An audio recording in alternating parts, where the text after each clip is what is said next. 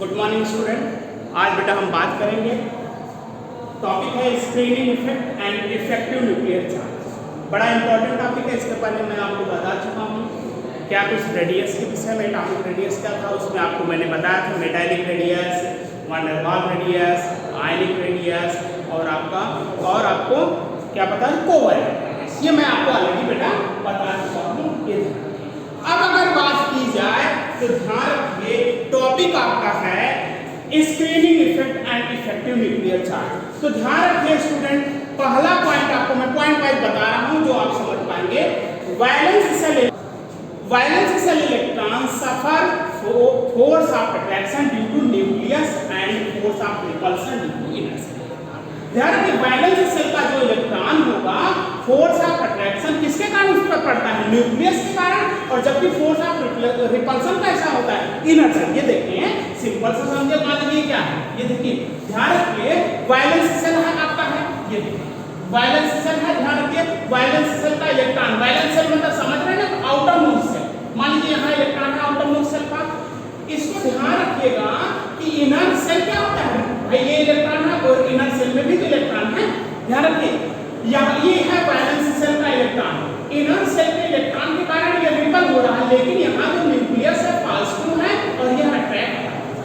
बातें समझिए, यह आउटर मोस्ट सेल का इलेक्ट्रॉन है जिसे वैलेंस इलेक्ट्रॉन कह रहे हैं, ये इसके इनर सेल के इलेक्ट्रॉन द्वारा रिपल्सन हो रहा है, जबकि न्यूक्लियस जो होता है उसको अट्रैक्ट कर रहा है। ये रीजन है।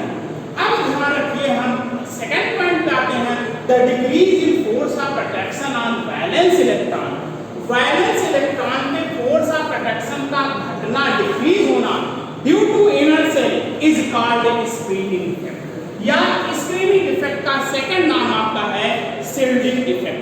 बेटा फिर से सुने, the decrease in force of attraction on valence electron, valence electron में फोर्स ऑफ अट्रैक्शन का कम होना किसके कारण, due to inner shell electron, क्योंकि इनर सेल इलेक्ट्रॉन अगर ना हो, ध्यान दें बेटा, अगर ये इलेक्ट्रॉन ना हो तो इस इलेक्ट्रॉन को तुरंत खींच लेगा न्यूक्लियस, लेकिन इस इनर सेल इलेक्ट्रॉन की वजह से यह क्या होता है, इसका जो अट्रैक्शन होगा कम होगा, डिक्रीज करता है।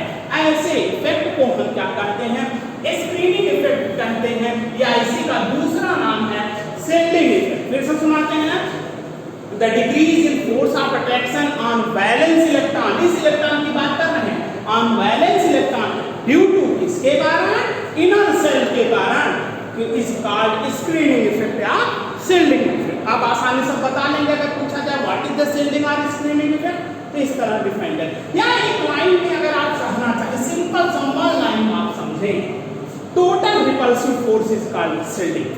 जो टोटल रिपल्सिव फोर्स रिपेल हो रहे हैं उस फोर्स को ही हम शिल्डिंग इफेक्ट, चाहे जैसे समझ पाए आप। ये भी आपका डेफिनेशन है स्क्रीनिंग या शिल्डिंग इफेक्ट, ये भी total repulsive force is called shielding effect. फिर से, जो इनर सेल के इलेक्ट्रॉन का क्या होता है, फोर्स ऑफ अट्रैक्शन, आपका इनर सेल इलेक्ट्रॉन की वजह से वैलेंस सेल के इलेक्ट्रॉन का फोर्स ऑफ अट्रैक्शन का डिक्रीज होना ही क्या कहलाता है, स्क्रीनिंग। अगला पॉइंट है बेटा, reduce nuclear charge is called effective nuclear charge. Reduce मतलब जो न्यूक्लियर चार्ज घट जाता है, कुछ न कुछ चार्ज वो न्यूक्लियर का फोर्स ऑफ अट्रैक्शन की वजह से घट जाता है, वो जो घटा हुआ रेड्यूस्ड चार्ज है उसी को हम क्या कहते हैं, effective nuclear charge. The reduced nuclear charge is called effective nuclear charge. Reduce क्यों होता है, क्योंकि ये क्या फोर्स ऑफ अट्रैक्शन की वजह से घट जाता है।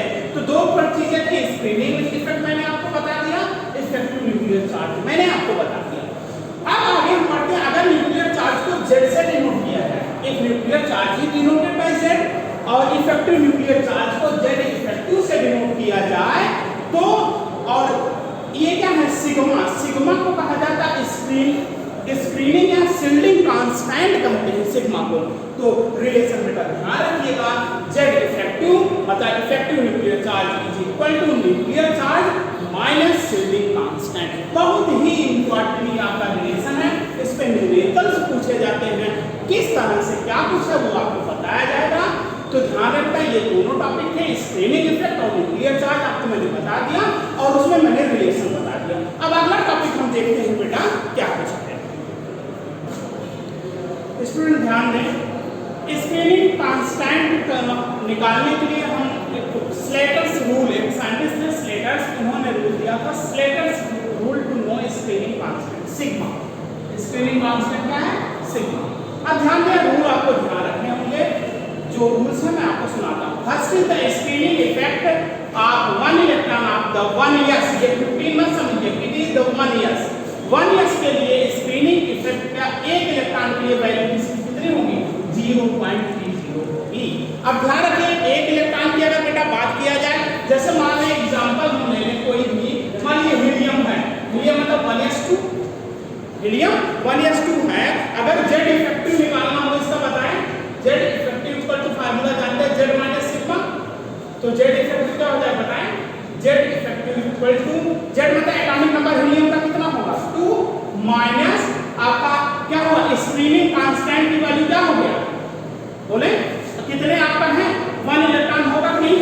बोले आपका ध्यान रखिए, स्क्रीनिंग इफेक्ट आप कितना हो गया आपका? It is 0.30। ये आपका 2 माइनस 0.30 आप सब्ट्रैक्ट करेंगे कितना आ जाएगा? 1.7। यह किसके लिए हो गया? ऐसे के लिए कि screening effect of 1 electron of the 1 s के लिए आपका इस तरह से होगा, ये ध्यान रखिएगा। कंफर्म है? ये सब चीजें हैं, आप इसे ध्यान से याद रखिएगा। अब स्क्रीनिंग इफेक्ट आपका आप 1 इलेक्ट्रॉन 1 s के लिए आपका निकल गया, ठीक ना? ये ध्यान रखिएगा। लेकिन सेकंड आपका है screening effect of NS and NP electrons, and outer most orbit के NS और NP हो, यानी कोई भी हो सकता है 2s 2p 3s 3p, उसकी वैल्यू क्या होगी? 0.35। ये वैल्यू आपको याद रखनी होगी, ये ध्यान रखिएगा, ठीक ना? अगर दूसरा हो जाए आपका, अगर तब screening effect of n-1 penetrative में ऑर्बिट, पेनिट्रेटिव में ऑर्बिट मतलब क्या होगा? Outer most orbit. n-1 मतलब अगर n4 है, n-1 मतलब 4 - 3 ऑर्बिट का किसके? s p d इलेक्ट्रॉन्स के लिए क्या हो जाएगा? 0.85। ये इन्होंने स्लेटर्स में दिया था, ये आपको याद रखने होंगे। जितना भी बेटा समझ में आ रहा है, जब क्वेश्चन सॉल्व करेंगे तो और समझ में आएगा। अगला है screening effect of n-2। n-1 के लिए कितना था? 0.85। n-2 के लिए कितना होगा? 1 होगा। किसके? बिलो कोई all the electrons present in sp d f में, तो 1 होगी इसकी वैल्यू।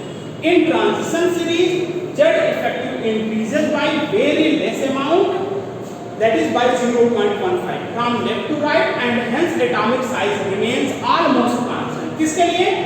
ट्रांजिशन सीरीज के लिए Z इफेक्टिव बहुत क्या होगा? बहुत कम इंक्रीज करता है। इस कारण आपका स्क्रीनिंग कांस्टेंट की वैल्यू जो लगभग क्या होता है?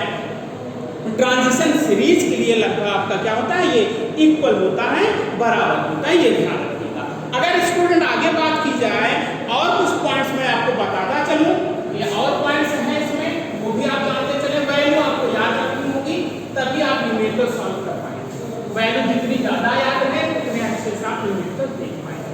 देखते हैं 1 by 1 आप देखें, और कुछ रूल्स जानते चले आप। रूल्स मैं आपको बताता चलूं क्या कुछ किस तरह से रूल है। अब देखें कि इन ट्रांजिशन सीरीज, उसकी अगर बात की जाए ट्रांजिशन सीरीज में, तब देखें क्या और पॉइंट देखते जाए student. In transition series Z increases by +1 but screening constant increases by 0.85। अगर आपका ट्रांजिशन सीरीज है तब की Z क्या करेगा? increases by +1 और screening constant sigma increases by 0.85। ध्यान रहे ये केवल किसके लिए है? ट्रांजिशन सीरीज के लिए। तो Z इफेक्टिव ट्रांजिशन के लिए कितना हो गया? 1 - 0.85 मतलब 0.15 होगा ट्रांजिशन सीरीज के लिए। किसकी वैल्यू? Z इफेक्टिव की वैल्यू। ये सब याद रखने हैं आपको। अगला है हॉल सेम सेल। अगर सेल सेम है तो शिल्डिंग इफेक्ट किस ऑर्डर में होगा? सबसे अधिक शिल्डिंग इफेक्ट s ऑर्बिटल का, उसके बाद p ऑर्बिटल का, फिर d ऑर्बिटल का, फिर f ऑर्बिटल का। लेकिन कंडीशन क्या होनी चाहिए? सेल सेम होना चाहिए। अगली बात आपको बताता चलूं, Z इफेक्टिव अगर देखा जाए पॉजिटिव चार्ज जिस पर अधिक है, Z इफेक्टिव उसके लिए अधिक होगा। लेकिन क्या होगा? ध्यान रखिए, Z effective directly proportional to positive charge but inversely proportional to negative charge. Positive charge मान लीजिए अगर +1 +2 +3 है तो Z इफेक्टिव किस किसके लिए ज्यादा होगा, जिसका पॉजिटिव चार्ज ज्यादा होगा। देखना अगर आपका निगेटिव चार्ज है मान लीजिए -1 -2 -3, तो जेड इफेक्टिव जिसके पास निगेटिव चार्ज कम होगा उसके लिए आपका वो अधिक हो जाएगा। ये इस तरह से ये ध्यान रखिएगा। तो स्टूडेंट ध्यान रखिए या पॉजिटिव चार्ज के डायरेक्टली प्रोपोर्शनल टू जबकि नेगेटिव चार्ज के इनवर्सली प्रोपोर्शनल होता है। अगला पॉइंट है Z effective for different ions of an element. एक कोई एलिमेंट है उसके लिए जेड इफेक्टिव ध्यान रखिए। अब उसी सेम एलिमेंट का कैटायन के लिए सबसे अधिक जेड इफेक्टिव, फिर उसके बाद न्यूट्रल के लिए, फिर सबसे कम क्या होगा एनायन के लिए होगा। ये नाइट्रोजन में नियन लिखा है, मतलब कोई भी हो कैटायन का सबसे अधिक जेड इफेक्टिव होता है, उसके बाद न्यूट्रल का, उसके बाद क्या होगा एनायन। एक ही सेम की बात हो रही है, आयंस ऑफ आयन एलिमेंट, एक इसी एलिमेंट की बात। और ध्यान रहे Z effective for iso electronic species. अगर आइसो इलेक्ट्रॉनिक स्पेसीज है, देखिए इसमें सब में चाहे S- हो या Li+ हो, Pe2+ हो, चाहे Pe3+, सब में कितने इलेक्ट्रॉन हैं, 2 इलेक्ट्रॉन। जो ध्यान रहे सबसे अधिक क्या होगा, देखिए पॉजिटिव चार्ज सबसे ज्यादा चार्ज, पॉजिटिव चार्ज जिस पर है उसका जेड इफेक्टिव सबसे अधिक, उसके बाद 2+, 3+, फिर माइनस। तो जैसे जैसे चार्ज बढ़ रहा है जेड इफेक्टिव इंक्रीज कर रहा है आइसो इलेक्ट्रॉनिक स्पीशीज के लिए। इतना कुछ स्टूडेंट ध्यान रखिए। आपका स्लेटर्स रूल मैंने बता दिया, स्क्रीनिंग कांस्टेंट बता दिया, जेड इफेक्टिव बता दिया। इतने कुछ बेसिस पे क्वेश्चंस पूछे जाते हैं जो याद करने के लिए सब पॉइंट्स आपको याद रखने होंगे। इस पर क्वेश्चंस आएंगे और बड़े आसानी से आप करते जाएंगे। बस बेटा आज इतना ही, अगले दिन हम अगले टॉपिक बताएंगे। तब तक के लिए आप रिवाइज करें, कोई कंफ्यूजन हो तो पूछें। धन्यवाद, थैंक यू वेरी मच।